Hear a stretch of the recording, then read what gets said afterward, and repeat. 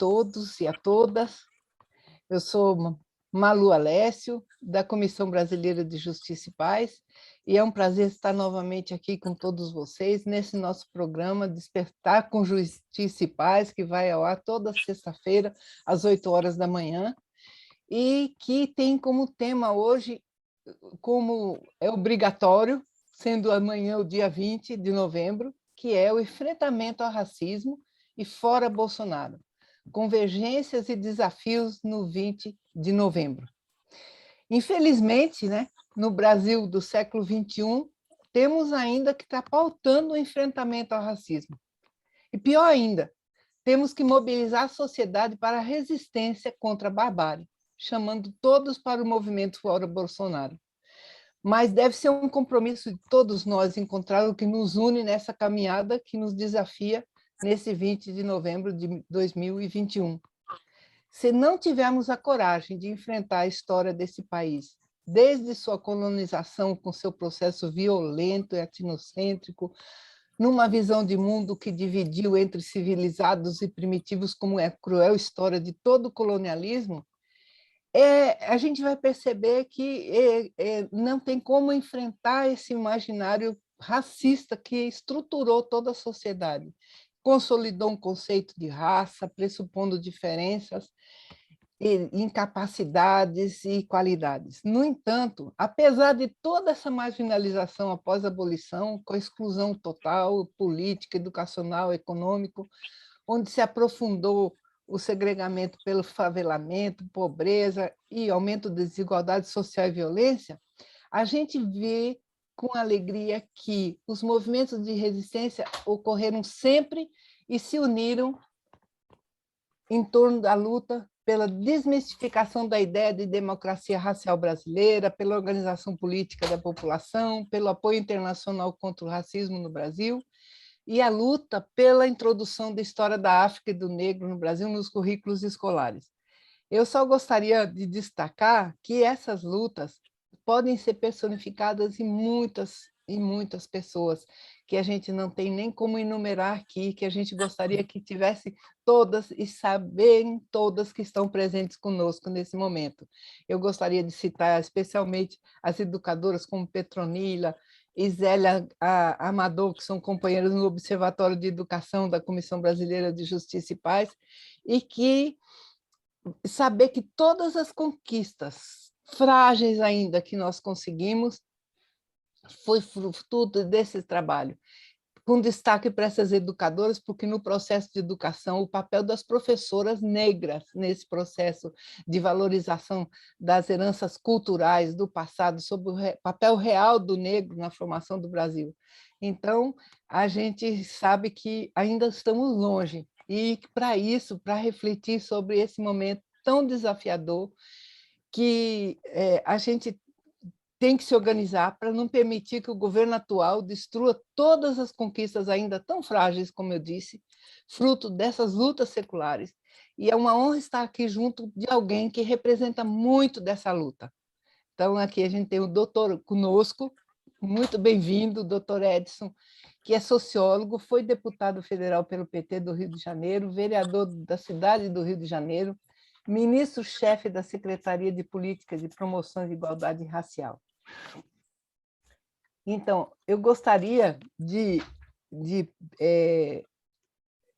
pedir que o senhor se apresente melhor ainda, porque isso é muito protocolar, né? Porque, pessoalmente, a gente precisa de um destaque maior da sua história pessoal, como é que foi despertada essa militância no movimento negro e esse compromisso com a emancipação dos afrodescendentes. O senhor tem 8 a 10 minutos, fique bem à vontade. Não vamos, talvez, usar tanto tempo. É um prazer estar contigo, Maria Luísa, e os companheiros da Comissão Brasileira de Justiça e Paz. É um prazer estar iniciando o dia de véspera da Consciência Negra, do Dia Nacional de Consciência Negra, dialogando com vocês. Eu, na verdade, comecei meu despertar político, digamos assim, foi no movimento estudantil. lá no final da década de 70, ao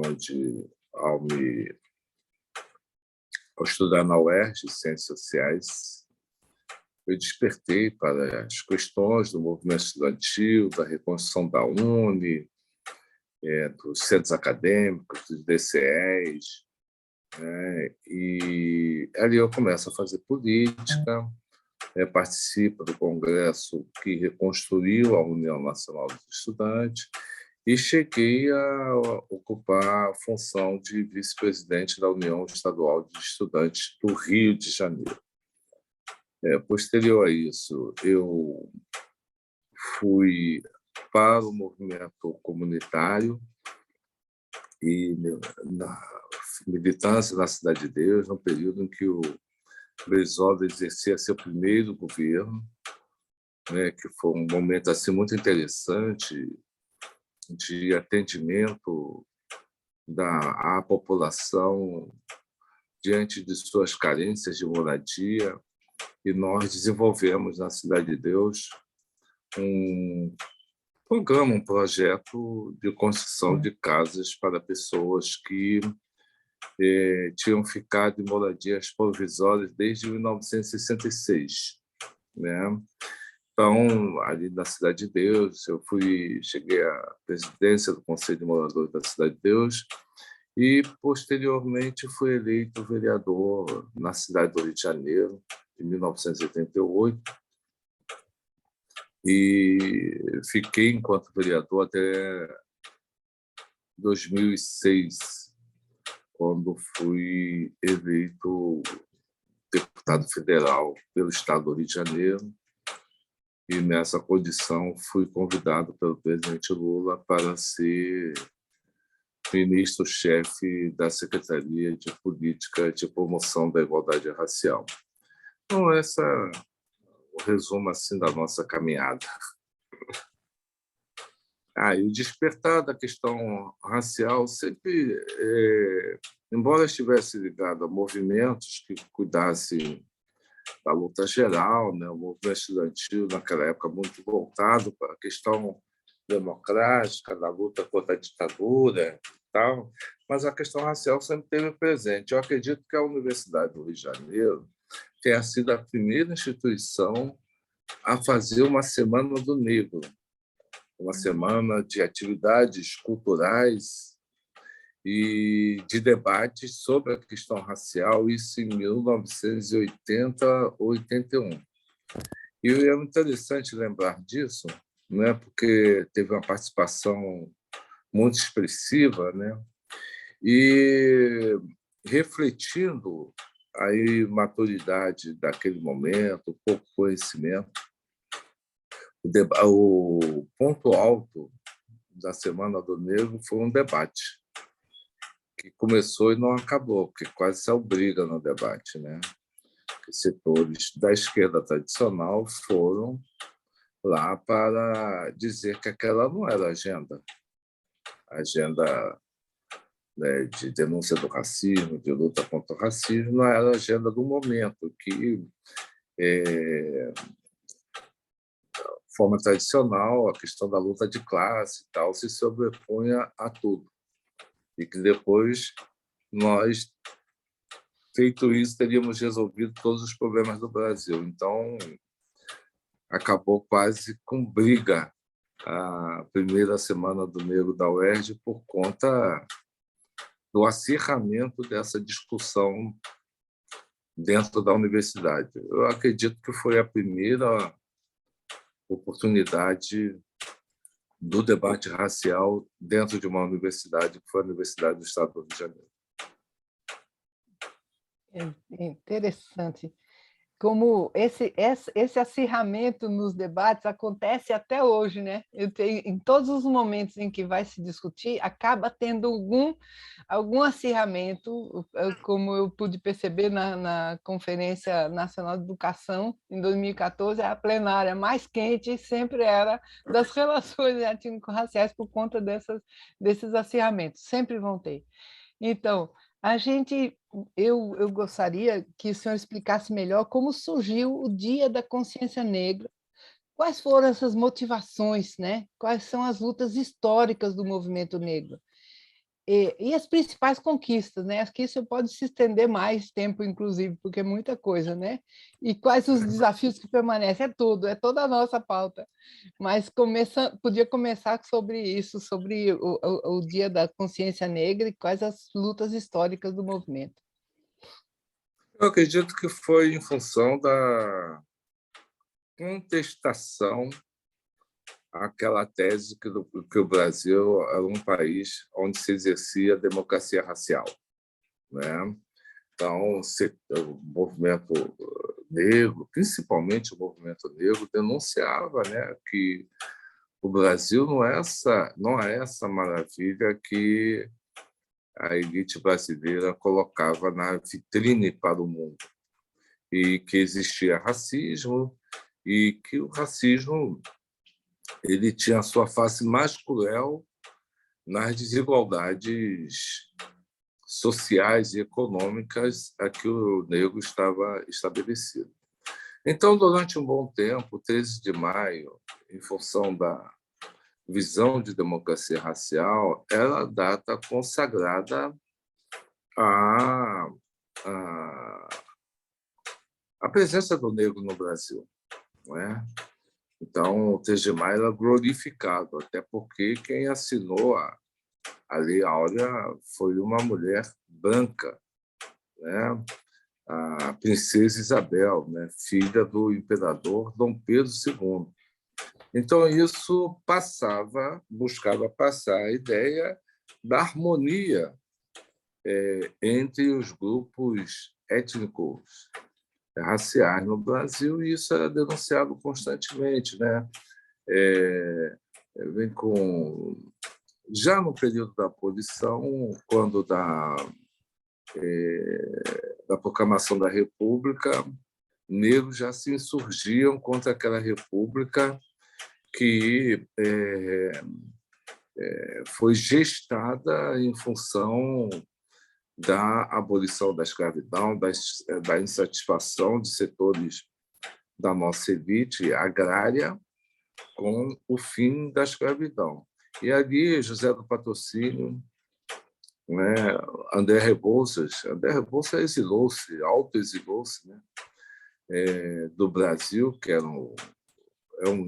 foi um engenheiro famoso e fundamental no período do Império, e que construiu, inclusive, um armazém ali na região da Pequena África, que hoje é reivindicado para ser o Museu da Memória, né, da presença do negro no Rio de Janeiro, que hoje é ocupado pela Ação da Cidadania. É um prédio belíssimo, uma belíssima obra de arquitetura. Portanto, o André Rebouças, vendo como a República estava sendo gestada, não só pelo fato, né, de ter tirado o imperador do governo, mas o alijamento da população negra, né, do contexto de cidadania naquele período, ele sai do Brasil e morre no exílio. José do Patrocínio rebelou-se também, inclusive foi um dos líderes, né, dos grupos de capoeiristas que se revoltavam com a saída de Dom Pedro e brigavam na rua, enfim, era chamada Guarda Negra, né? Então, essa contestação já surge no período no final do século XIX, e vem passando ao longo do tempo com a contestação de determinados intelectuais ao discurso da democracia racial, né? Tem o Teatro Experimental do Negro, o Abdias Nascimento, né? A Constituição da Frente Negra no Brasil, tudo isso sempre levantando a presença do racismo no Brasil e das desigualdades raciais.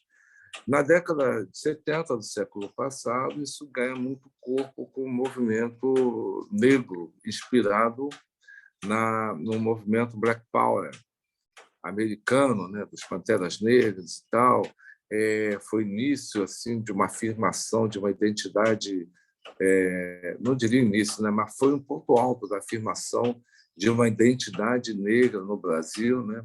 Eu, naquela época, era garoto, um rapazinho, usava o cabelo grande e as roupas também refletiam uma postura, né, de afirmação da raça, a música, né, a soul music, né, com James Brown, com Aretha Franklin e tal, eram nossas referências e serviram para a formação de tribos de jovens negros no Brasil, principalmente aqui no Rio de Janeiro, onde um clube abraçou a causa, né, que é o Clube Renascença, que existe até hoje, que é um clube dirigido, clube social, né, dirigido por negros aqui no Rio de Janeiro. Né? E isso ganha corpo também na universidade, onde começa a se pensar criticamente a sociedade brasileira, a emergir estudos acadêmicos demonstrando as desigualdades raciais em nosso país, a presença do racismo, não é, em nosso país, e o símbolo encontrado junto a isso foi a questão do Quilombo dos Palmares, a luta de Palmares, né? E cujo grande líder foi Zumbi dos Palmares, né? O último grande líder do Quilombo foi Zumbi dos Palmares, que resistiu, pagando com a sua própria vida, né, a manutenção do Quilombo dos Palmares. Então, isso é um marco que mostra a insatisfação, a insubordinação, né, do negro brasileiro diante de uma sociedade onde o racismo é muito forte, né? Então, essa data começa a ser adotada enquanto referência para a comunidade negra brasileira. E, se não me engano, em 1982, 83, ela foi aprovada uma lei estabelecendo esse dia como Dia Nacional da Consciência Negra. O deputado que foi do PMDB e depois foi do PCdoB, Haroldo Lima, recentemente falecido, do estado da Bahia. Então, foi tirado o 20 de novembro como Dia Nacional da Consciência Negra. Isso fruto da relação do movimento social negro com o parlamento, né, com Haroldo Lima. E ficou um sentimento de que essa data deveria ser um feriado, né? Então, era o Dia Nacional da Consciência Negra, havia manifestações, ocorriam debates nessa data, mobilizações de grupos do movimento negro, e chegou até a mim, eu era vereador no Rio de Janeiro, a proposta de fazer um feriado, aí de transformar a data num feriado. E nós fizemos um projeto de lei, foi aprovado na Câmara, foi rejeitado pelo prefeito de então, César Maia. Nós conseguimos derrubar o veto na Câmara. Ele insistiu em não cumprir a lei, né, porque ela foi uma lei já sancionada pela Câmara, promulgada pela Câmara, melhor dizendo, e nós fomos à Justiça para obrigá-lo a cumprir. Então, teve um debate muito intenso que chegou ao Superior Tribunal Federal, aonde caiu na mão do ministro Marco Aurélio Mello, recentemente aposentado. E ele fez um voto belíssimo, dizendo que essa data era, enquanto feriado no Rio de Janeiro, era oportuna e que nós tínhamos competência de estabelecer o 20 de novembro como feriado, porque é um assunto de interesse da comunidade do Rio de Janeiro, representada por uma maioria de negros que a compõem. Então, foi um voto muito consistentes do ministro Marco Aurélio Mello. E, a partir daí, em 1995, no tricentenário de Zumbi, nós tivemos o primeiro feriado municipal do dia 20 de novembro, e, posterior a isso, outras cidades, até o estado do Rio de Janeiro, estabeleceu a data como feriado, de maneira que hoje nós temos uma centena de cidades espalhadas pelo Brasil com feriado no dia 20 de novembro. Muito interessante essas etapas de luta. Mas como o senhor avalia que quais as principais conquistas desse movimento todo? O que o senhor avalia que avançou em termos de direitos, em termos de combate ao racismo, que ainda são frágeis, como eu dizia, mas que a gente tem alguns avanços, né? É preciso mudar a sociedade, né, Maria Luísa? Então, o racismo, o combate ao racismo, não é a luta só nossa, de negros brasileiros, é uma luta de toda a sociedade, né? O dia que os não negros se indignarem tão ou mais do que um negro diante de um ato de racismo, nós teremos acabado, né, conseguido vencer, né, esse mal que nos acomete. A primeira coisa foi a Constituição de 88, tão combatida, né? Mas ela estabelece o seu artigo 3º, parágrafo 5º, que cabe ao Estado ser um instrumento de combate às desigualdades, de promoção da igualdade. Ela é afirmativa nesse caminho, né? Da igualdade entre os homens, independente de gênero, de raça, de orientação religiosa e tal. O Estado tem que proporcionar aos cidadãos, né, as condições de buscar a igualdade. Então, esse é um pilar importante. E o outro foi o reconhecimento das comunidades remanescentes de Quilombo, que são o marco, né, do Brasil, da resistência ao Brasil escravocrata, as comunidades que existem até os dias de hoje. Primeiro, reconhecê-las, né, enquanto objeto de atenção do Estado no sentido da construção de política pública na sua proteção e no estímulo, né, a manutenção das suas tradições, né? Então, a Constituição de 88 nos deu base para trabalhar a luta antirracista do ponto de vista institucional, né? O Brasil também participou ativamente da Conferência de Durban, né, que ocorreu na África do Sul, e tirou um documento de compromisso dos países do mundo na luta pela promoção da igualdade racial, né? O Brasil, ao assinar o documento de Durban, isso dá um peso constitucional, né, às deliberações de Durban. E, dando consequência a isso, em 2003, na sua eleição, o presidente Lula cria uma secretaria especial de promoção da igualdade racial, que era a CEPIR, e que tinha o papel de articular e coordenar as ações do Estado brasileiro na promoção da igualdade racial e no combate ao racismo. Eu diria que, em resumo, quer dizer, esse é o pano, quer dizer, de tudo que vem acontecendo, né, no Brasil. Muito bom, doutor Edson.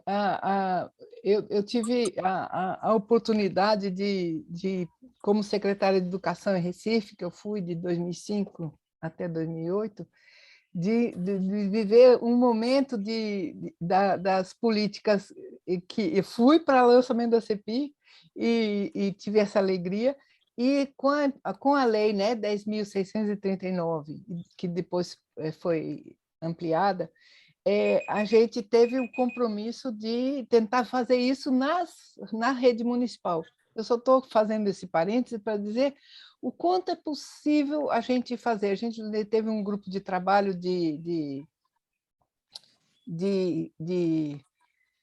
para a educação nas relações étnico-raciais, e eu me lembro que um dos resultados foi o olhar do professor reconhecendo a sua sala de aula na periferia negra. Ele não via, ele era invisível, né? Essa questão, e a gente conseguiu, no dia 20 de novembro de 2007, se não me engano, colocar 1.500 crianças numa passeata, a gente poderia dizer, numa manifestação cultural, no centro do Recife, com grupos de maracatu, de capoeira, de música, que foi uma coisa linda. Com uma coisa que eu considerei central, que foi nesse movimento que o senhor relata, que é muito bonito, que é da valorização da identidade, que é de se ver e se reconhecer. E a gente vê isso nas crianças, é de uma elevação de autoestima fantástica na escola. Eu gostei muito dessa experiência, por isso que me deu vontade de partilhar aqui com o senhor, como foi uma das melhores coisas. Então, a gente, dando continuidade, gostaria de agradecer, inclusive, a todos que nos acompanham aqui, o Erivaldo Barbosa, do Conselho do Laicato, do CNBL Regional Nordeste do Ceará, Maria Nazaré Carvalho, da Comissão Dominicana de Justiça e Paz em Goiânia, Graciane Melo, Tereza Ana Slonsky, Márcia Oliveira, a Cássia Lorenzini, de Colatina, Espírito Santo, e também Márcia Oliveira, que está nos acompanhando desde Boa Vista, Roraima. Então, uma alegria a gente ver gente do Brasil todo nos acompanhando. É muito bom ter vocês aqui conosco. Então, doutor Edson, o que nos desafia hoje, né? Quer dizer, quais são as convergências entre o 20 de novembro, Dia da Consciência Negra, e as manifestações populares e pacíficas fora Bolsonaro? Por que essa data foi escolhida para essa manifestação pelo afastamento do atual presidente? A gente sabe o que esse senhor representa, né? E por que ocorreu essa convergência? Teve uma reunião da Coordenação Nacional do Fora Bolsonaro, que vem construindo atos, né, de rua, manifestações contra o governo Bolsonaro, por tudo que ele representa.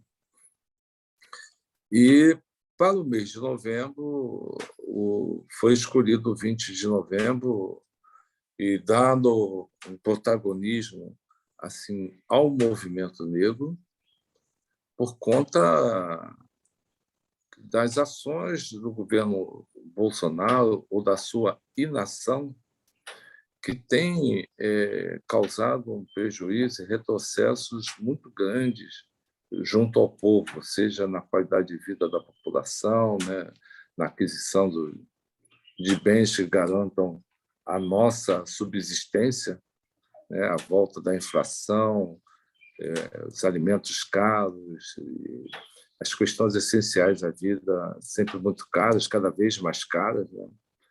É interessante que setores de classe média que deram suporte ao golpe que tirou a presidenta Dilma e que votaram no governo Bolsonaro devem estar vendo hoje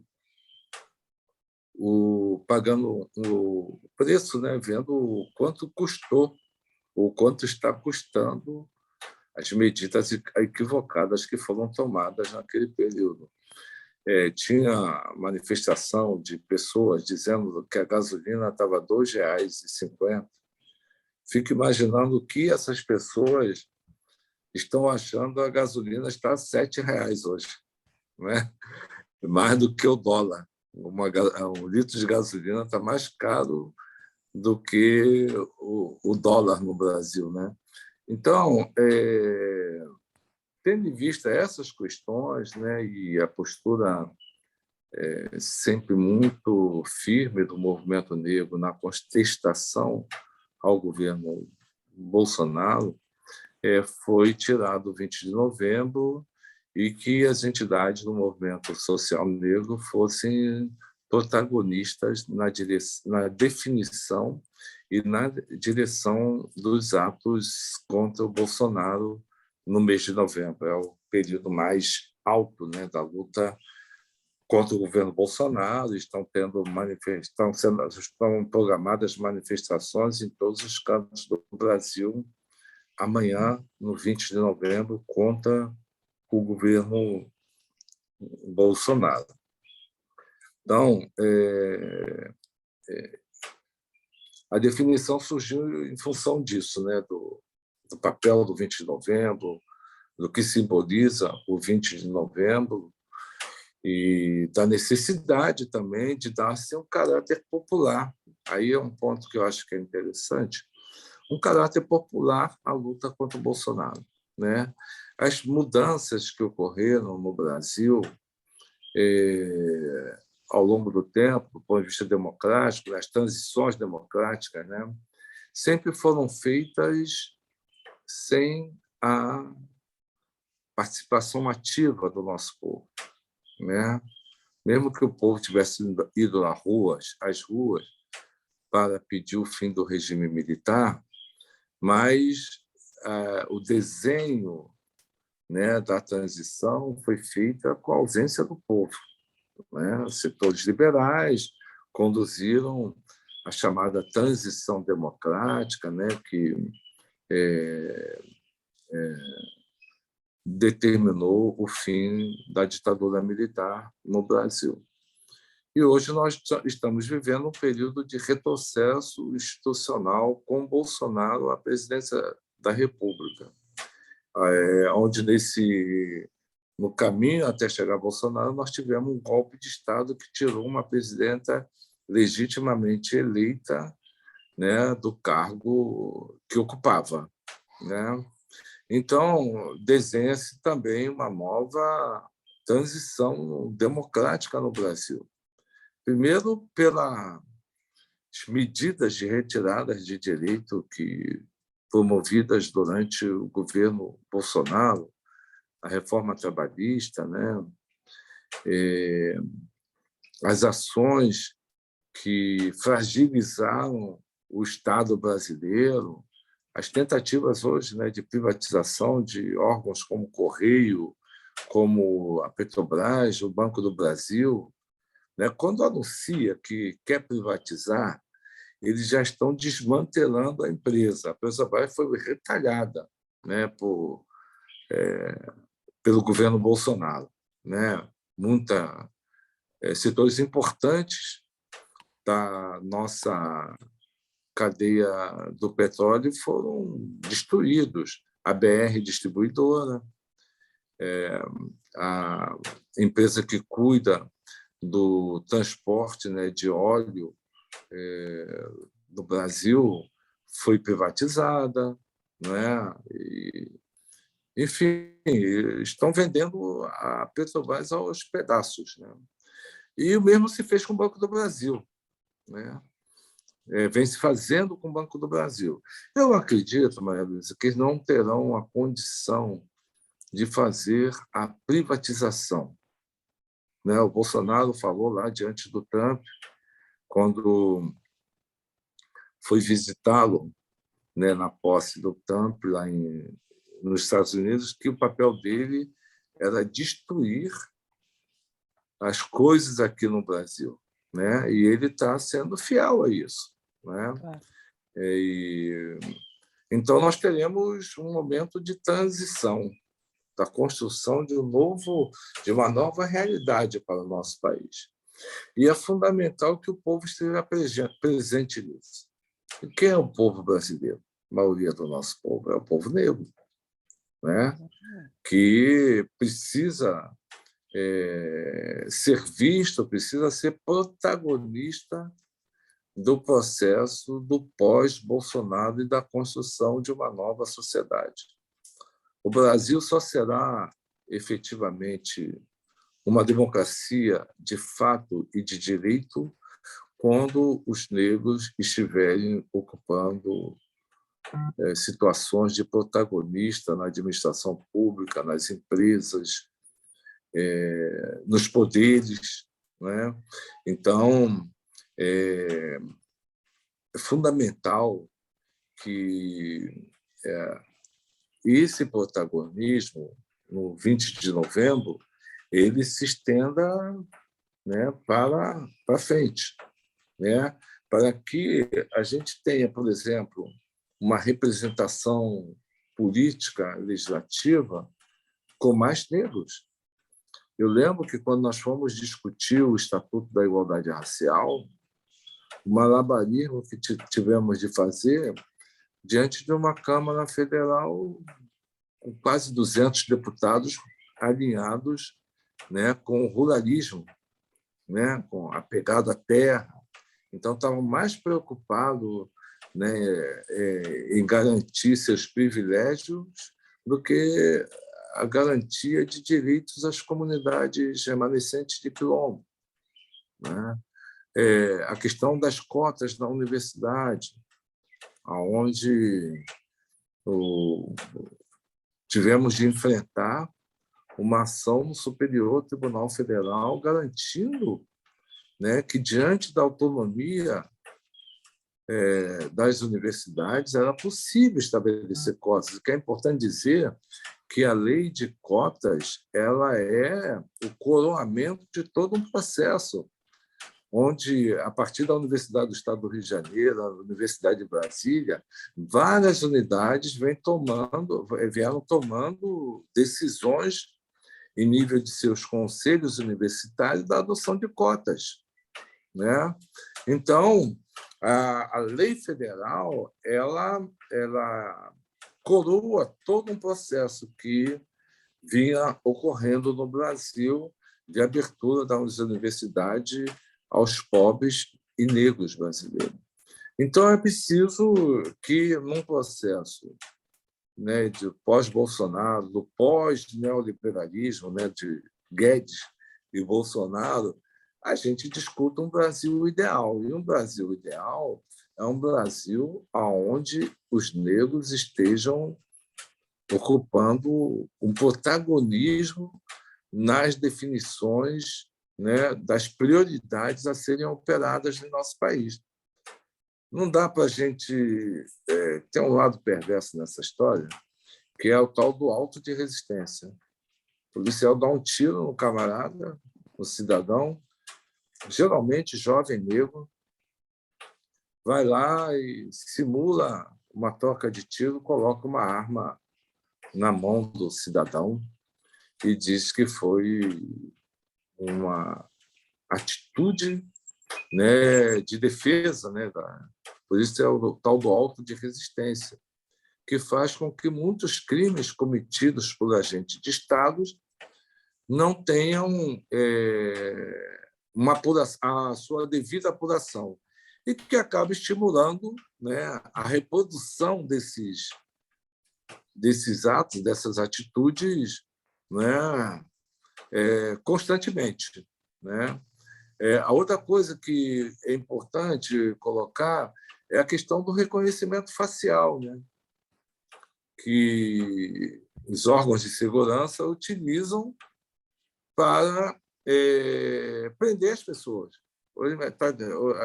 Essa semana mesmo aqui teve um caso de um senhor que estava em casa, ele tinha sido assaltado no carro, então foi à delegacia registrar a ocorrência e lá ficar os dados dele, fotografia, etc. Teve um outro crime de assalto cometido aqui no Rio de Janeiro e a vítima reconheceu, não, foi esse cara aqui.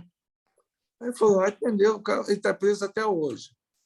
Nós tivemos um outro caso de um jovem que é amigo da minha sobrinha, Gustavo Nobre, né? O pessoal chama de Gugu. Ele tinha feito uma operação, então estava bem fragilizado. Houve um assalto na rua, né? E a vítima desse assalto o reconheceu como assaltante numa fotografia nas redes sociais. E ele foi preso. Ficou um ano preso. Foi solto recentemente aqui no Rio de Janeiro. Então, é preciso que esse tipo de coisa não se repita. E, para isso, por exemplo, nós temos a questão do auto de resistência, um projeto de lei do deputado Paulo Teixeira, do PT de São Paulo, que não consegue ser votado. Está lá e não consegue ser votado porque tem deputados ligados à área de segurança e, com a emergência do Bolsonaro, vários policiais militares, né, chegaram à função de deputados federais, mesmo não sendo policial militar, mas pessoas com a concepção ideológica muito próxima, né, daquela que estabelece, né, um papel ao Estado de repressão ao segmento popular, e esse segmento popular é negro no Brasil. Exatamente. Né? Então, isso nós precisamos, da transição, resolver esse problema, que constituir uma maioria no parlamento, seja de negros e de antirracistas, que produzam uma legislação, né, que proteja a população de atitudes como essa, né, que eu acabei aqui de relatar, e que crie mecanismos para a construção de uma nova política de segurança pública no Brasil. O racismo no Brasil ele tem uma face muito perversa, né? Com o fim da escravidão, né, com a abolição, os negros foram relegados ao famoso se vira, né? É A Lei verdade. Áurea tem 2 artigos, né? Está abolida a escravidão, revolam-se as disposições em contrário, e poderia ter um terceiro, e os negros que se virem. E logo depois disso, nós tivemos a famosa Lei da Vadiagem, lei que punia os vadios, né? Aqueles sem vínculo empregatício. E quem eram essas pessoas? Eram os negros. Eram os negros que eram vítimas, né, das ações da polícia, né, por vadiagem. Né? Então, o Brasil, a República Brasileira, ela é fundada tendo em vista uma concepção de negação de cidadania à população negra. Nesse aspecto que o senhor abordou agora, dessa violência, né, institucional da polícia, a gente tem um dado do Rio de Janeiro mesmo, de vocês, que é 86% dos 1.814 mortos pela polícia em 2019, que eu peguei um dado publicado em 2020, 86% eram negros. Então, é muito chocante. Eu gostaria aqui de destacar, inclusive, o relato que Graciane fez nas redes agora, acompanhando o nosso programa, que viu a notícia de uma criança negra que teve suas tranças cortadas por outra criança em virtude de seu cabelo ruim. Isso acontece em uma escola do sul do Brasil. Quer dizer, nós estamos no século XXI, é um negócio tão chocante, né? Eu agradeço também ao Laudelino, da Comissão do Laicato, que nos acompanha, de Caxambu, no sul de Minas, certo? Então, a gente vai caminhando agora para o bloco final nosso. Por que é importante ir para a rua nesse 20 de novembro? Praticamente o senhor já respondeu, né? Mas quais são os riscos ainda? Quais são os desafios que ainda permanecem para o conjunto do país? Né? A gente sabe que tem Tem muita coisa para ser feita ainda, e a gente pode ir caminhando para o final do nosso programa com essa pergunta. Tá. Eu queria, antes de fazer a fala, mandar um abraço para o meu amigo Carlos Moura, Ah, que meu Deus, é verdade. é membro da comissão, É membro da e comissão. ele foi uma figura fundamental, importante no meu aprendizado na CEPIR, porque, ao chegar à CEPIR, recém-eleito deputado federal, eu tive que buscar, na experiência do Carlos Moura, os caminhos para conduzir o Ministério. Então, quero mandar um grande abraço ao meu amigo Carlos Moura. Inclusive, ele foi homenageado esses dias atrás na Bahia, o Moura. Isso, eu vi. Isso. Viu, né? A gente tem também na Comissão de Justiça e Paz uma figura muito querida, que é o Nuno, que não pôde estar aqui hoje com a gente, porque está com outro compromisso, imagina. Antes do 20 de novembro, ele está viajando para todo lado, né? E Vera também, que é uma grande militante, mas que está cuidando da mãe dela atualmente, lá na Bahia. Mas continua, doutor. Então, o Nuno é um jovem. Eu olho para o Nuno e falo assim, eu vejo você no futuro aí segurando as nossas bandeiras. Né? Mas eu quero falar dos riscos. Né? Eu falei aqui da questão da transição pós-Bolsonaro, pós-neoliberalismo, com a presença do povo e do povo negro. O que me preocupa é essa tentativa insana de alguns setores de construir uma outra via, né? A chamada terceira via, que nada mais é do que uma transição, um Brasil com as políticas do Bolsonaro, neoliberais, sem o Bolsonaro. Na verdade, é isso.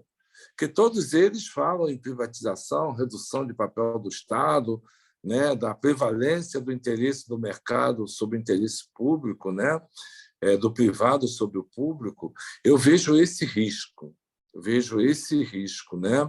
E eu acho que a mobilização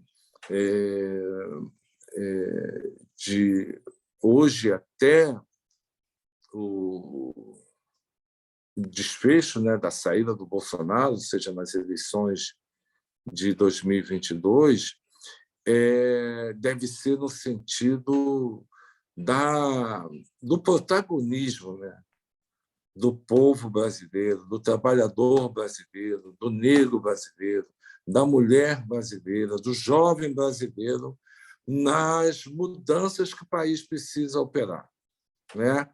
Na construção de uma verdadeira democracia em nosso país, né?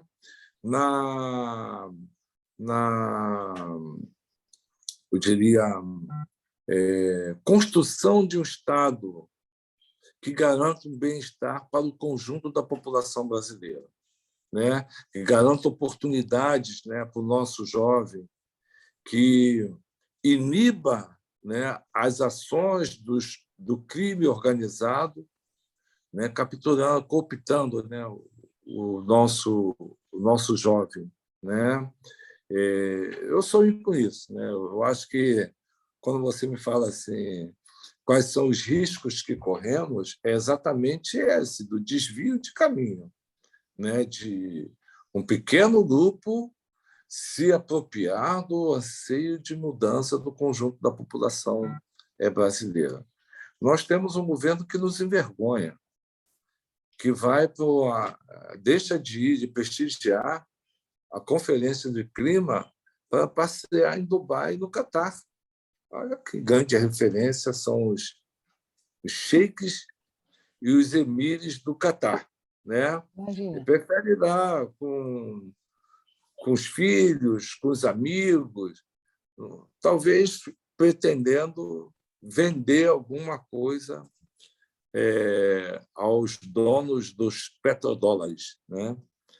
e deve estar oferecendo lá a Petrobras para eles. E é triste, né? É triste, é É terrível. cômico, mas é trágico essa história aí. Então, nós precisamos superar isso. Por outro lado, nós temos a alegria de ver o ex-presidente Lula viajando, sendo recebido no Parlamento Europeu, na França, agora está na Espanha, e sendo recebido como um chefe de Estado. O mais interessante de tudo é enquanto o Bolsonaro vai para a Itália, no caso, para Roma, lá, e andar, comer pizza na rua e fugir da população, né? Isso não é papel de um chefe de Estado, né? E nós temos um contraponto da possibilidade, né, de termos algo diferente no Brasil com a performance que o ex-presidente Lula está tendo nas suas visitas aos países europeus. Então, eu sonho em voltar a ter essa realidade em nosso país. E foi um prazer conversar com vocês. Eu estou sempre à disposição aí para a gente. Olha, nós é que agradecemos, da comissão que agradecemos essa participação maravilhosa que nos dá força e nos alimenta para sonhar, né? No esperançar, como dizia Paulo Freire, que a gente esperançar que é esperar parado, não, é na luta, né? E foi mesmo nos governos Lula, quem garantiu os avanços foi o movimento negro, foi a luta do povo na rua, né? Então, a gente agradece imensamente a sua participação aqui, é um prazer, espero que a gente conte outras vezes. E, Dá um toque aqui da minha rede social, @EdsonSantos. Se o pessoal olha, quiser visitar lá. E essa ótimo, palestra vai estar esse vai bate-papo vai estar estar no YouTube, vai estar no no YouTube, YouTube. a gente, Eu vou jogar no meu Facebook. isso, ótimo. Então, a gente, toda sexta-feira, chamando novamente, na próxima semana, no mesmo horário, toda sexta-feira, às 8 horas da manhã, a gente tem aqui o nosso programa Caminhando com Justiça, Despertando com Justiça e Paz, que é caminhando também, né? Eu estou aqui errando o Exato. nome do programa. E é um bom dia a todos, bom dia 20, bom dia da consciência negra e boa mobilização para todos nós. Muito obrigada. Firme na luta. Firme na luta.